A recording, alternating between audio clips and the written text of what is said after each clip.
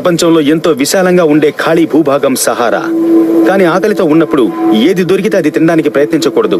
ఇప్పుడు సన్ నడినెత్తి మీద ఉన్నాడు. ఎండకు కొంచెం కూడా కనికరం లేదు.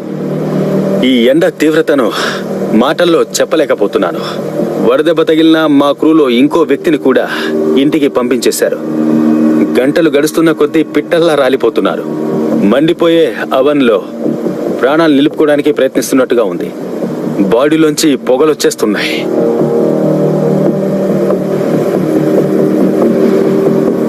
నాకు మా సిబ్బందికి నీడను కనిపెట్టడం చాలా ముఖ్యం. కానీ కనికరం లేకుండా కాస్తున్న ఎండ ప్రాణాలు తీసేసేలా ఉంది. ప్రాణాలు కాపాడుకోవడానికి ప్రయత్నించే మిమ్మల్ని ఈ ఎడారి ఎన్నో రకాలుగా పరీక్షిస్తుంది.